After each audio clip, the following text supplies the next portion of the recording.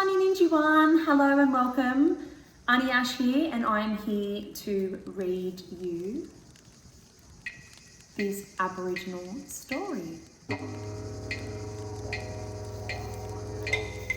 This book is called Moongoon Gali, the Giant Goanna. I hope you enjoy it. Moongoon Gali, the Giant Goanna by Percy Trezise. Major Sir Thomas Mitchell made a discovery in 1831, and he discovered the huge fossil bones in Wellington Caves on central West New South Wales. And this was the first evidence that Australia had once been home to a large array of giant marsupials, reptiles and birds. The giant goanna could grow up to 7 metres long, and in Aboriginal oral history, the giant goanna was named Moongoon Gali.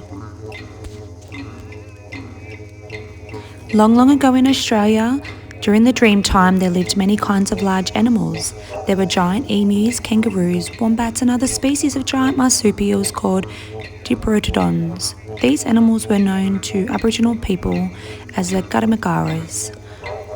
Preying on the Karamakaras were other large animals including crocodiles who lived in rivers and swamps, marsupial lions who roamed in forests, and most dangerous of all, giant goannas which grew to 7 metres long. The Yalonji people and all other clans warned their children about the dangerous animals. They were taught how to recognise tracks and other signs which showed when one of these animals was nearby, and how to escape if attacked by a crocodile, lion or giant goanna. They called the terrible goanna Moongoon Gali. It was the most dangerous of all animals because of its great size, strength, almost spear-proof hide, and its cunning habit of hiding in bushes or long grass to surprise and attack people. Gali and his sister Maylee were travelling with their parents, Magara and Warrenby. They were going to visit relatives in a distant part of the country. They came to a beautiful lily lagoon and decided to stay for a few days to feast on fish and ducks. The children were helping their mother make a paper bark sleeping hut while their father speared fish. Suddenly, there was a loud shout and they saw Warrenby struggling with a very large crocodile. He thrust his fish spear down its gaping throat and managed to drive the reptile away. The crocodile had clawed Warrenby's back, while Magara packed the wounds with clay and ash. Warrenby told the children that he should have noticed there were no birds swimming over the deep water in the lagoon. They were all in the shallows, which is a sign that there are crocodiles about.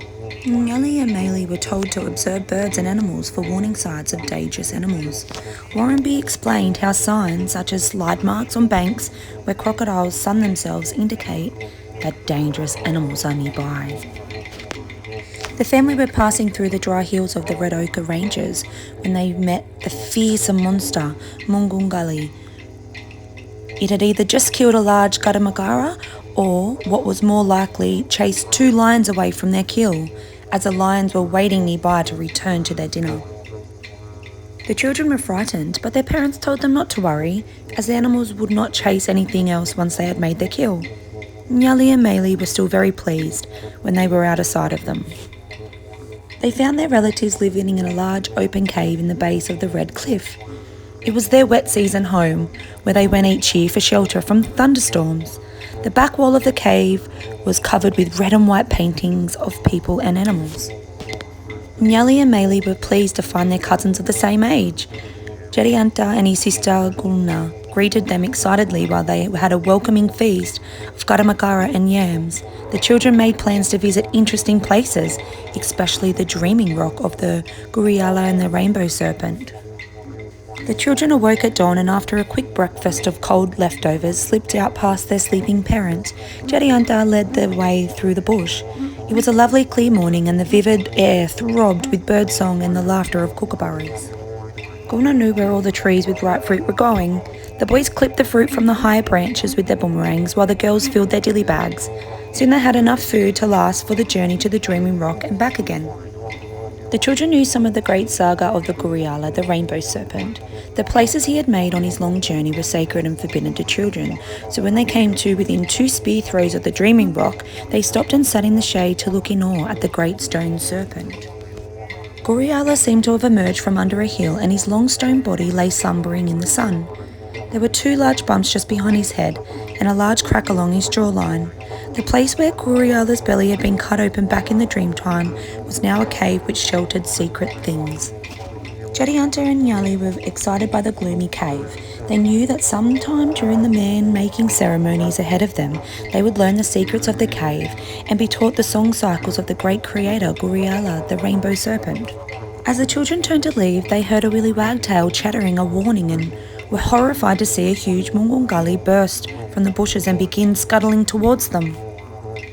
Jadianta yelled, "Run for the cave! Run as fast as you can! We must get into cracks in the rocks where it can't reach us. Guriala will help us." The children ran like the wind. They knew that the Moongoon Gali was too big to run at top speed for long and that the loose sandy soil would soon slow it down. But its savage hissing was still very close behind them when they raced into the cave. At the back of the cave were big slabs of sandstone reaching up to the roof with narrow passages between them. Some were big enough for the children to dive into. The Moongoon Gali hissed and clawed at the cracks in the rocks, trying to reach the trapped children. They knew it would stay there for days, trying to rake them out with its long claws. Together they would have to find a way to drive it away. Nyali still had one of his spears. He broke it apart to make fire sticks. While he drilled the pieces of wood together, Jadianta gathered some dry leaves and grass for tinder that had blown in under the rocks.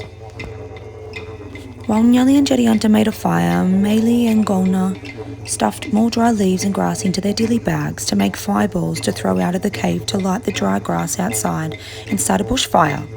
Fire was the only thing to drive the monster goanna away. Golna set fire to her dilly bag and tossed it under the belly of the Moongoon Gali, which soon forced it out of the cave. Mayli held a dilly bag of fire out onto the dry grass to start a bushfire. The huge goanna hissed and roared amongst the flames. They knew that the Moongoon Gali would have to retreat before the fierce fire. He would be far away by the time the fire had burned back far enough for the children to leave the safety of the Guriala.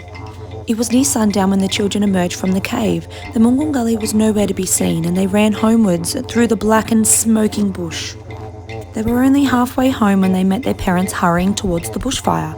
They had seen the smoke and realised it meant trouble, as bushfires were never deliberately lit so late in summer. They were proud of their resourceful children and with their dealings with the Moongoon Gali. The end.